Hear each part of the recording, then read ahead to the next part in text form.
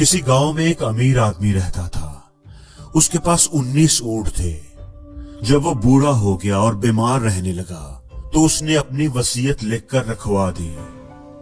उसकी मौत के बाद जब उसकी वसीयत निकालकर पढ़ी गई तो उसने उसमें अपने ऊंटों की तकसीम के बारे लिखा हुआ था।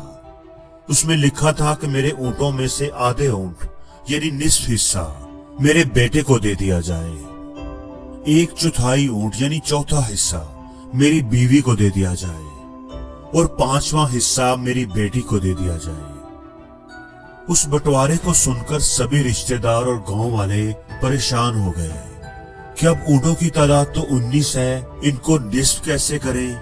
19 ऊंटों को निस्फ करने का तो मतलब है कि एक ऊंट को काटना पड़ेगा और इस तरह तो ऊंट ही मर जाएगा।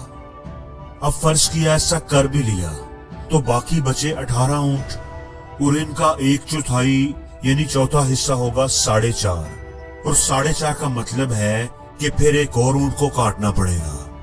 तो ये तो नामुमकिन है, ऐसा नहीं हो सकता। अब गांव वाले तो बड़ी मुश्किल में पड़ गए। किसी को समझ नहीं आ रही थी कि वसीयत की तकसीम कैसे की जाए। ऐसा क्या करें कि सबके साथ इंसाफ हो, सबको वसीयत के मुताबिक पूरा पूरा हिस्सा कैसे दिया जाए। कितने रोज ऐसे ही गुजर गए। गांव के सारे समझदार लोग सर जोड़कर बैठे रहे लेकिन कोई हल न निकला। किसी ने बताया कि साथ वाले गांव में एक आदमी है जो बड़ा ही समझदार है, उसे बुलाया जाए। वो आदमी अपने ऊंट पर सफर करके अगले दिन उस गांव पहुंच गया। गांव वालों ने अपनी सारी मुश्किल उसे बताई। गांव वालों की बात सुनकर कितनी ही देर वो सोचता रहा। फिर उसने एक अजीब बात कही। वो बोला कि इन 19 ऊंटों में मेरे वाला एक ऊंट भी शामिल करके वसीयत के मुताबिक तकसीम कर दो। गांव वाले उसकी बात सुनकर सर पकड़कर बैठ गए। एक तो मरने वाला पागल था जो ऐसी वसीयत कर गया और अब ये दूसरा पागल आ गया है जो कहता है कि इन ऊंटों में मेरा ऊंट भी शामिल करके बांट दो।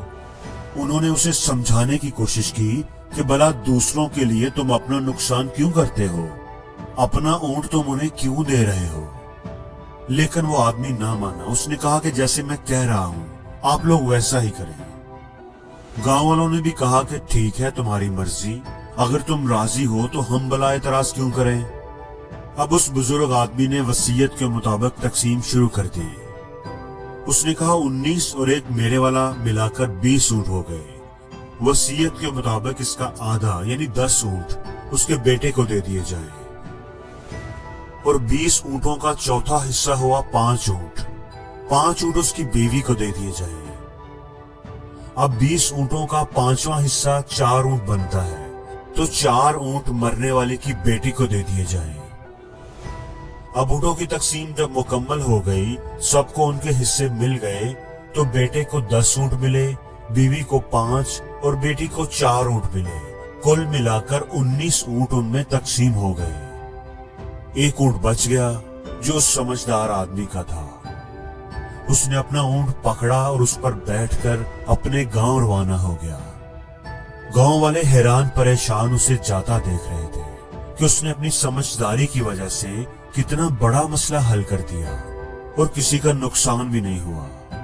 दोस्तों, इस कहानी से हमें 2 बड़े ही कीमती सबक सीखने को मिलते हैं।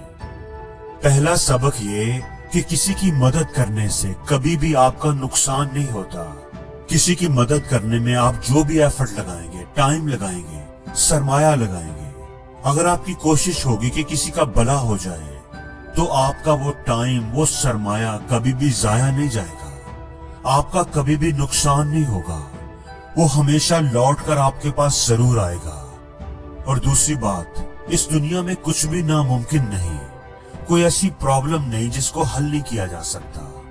कोई ऐसी रुकावट नहीं जिसको दूर नहीं किया जा सकता। जिंदगी में बाज़ दफा हम अटक जाते हैं, रुक जाते हैं, हमें कोई रास्ता नजर नहीं आता तो हम समझ लेते हैं कि कोई रास्ता है ही नहीं। हम गिव अप कर देते हैं, हालांकि वहां पर रास्ता जरूर होता है। हमें जरूरत होती है बस एक मुख्तलिफ तरीके से देखने की। और जिंदगी में हर रोज कुछ नया सीखो, नया सोचो, नया करो, लर्न करो।